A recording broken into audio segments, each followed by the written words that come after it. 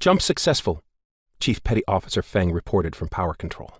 The young NCO was surrounded by several displays at the center of the semicircle formed by the bridge crew arrayed in front of Captain Anchala Kruznik. "Power matrices at 20%. Pattern cells depleted, recharging. Containment chamber integrity at 100%.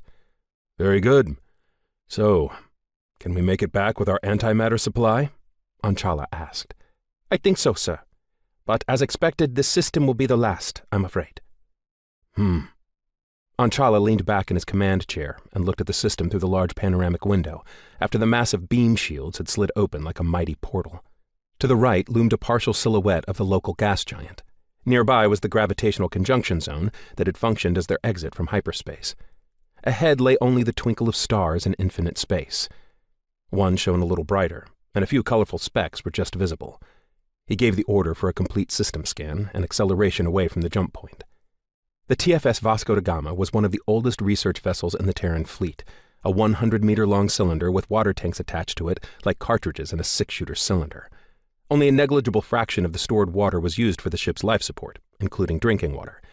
Instead, it primarily served as propellant for the ship's extended prospecting voyages. Inside the thicker rear third of the ship was the retrofitted Valkyrie II antimatter reactor with its impressive array of magnetic coils, and behind it the propulsion nacelle. Around the long hull, surmounted by the bridge, which resembled a cyclops' eye, was a mighty 80-meter radius ring that contained the quarters and laboratories of the 31 science officers and the 44 crew members, who ensured the researchers could get from system to system to do their work. As with most prospector ships, their families traveled with the crew. Some voyages lasted several years, which was highly unusual for fleet ships. The Vasco da Gama, therefore, contained several unique features: child care facilities, noisy mess halls, sports programs, and frequent movie nights.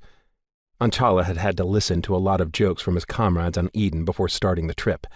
Bus driver, nanny, and field trip teacher were just some of the monikers they had jokingly hung around his neck. He didn't mind. The fleet was a rather tedious place for a commanding officer. Duties typically consisted of endless underpaid patrols along the trade routes to hunt down pirates or maintain order at the jump points.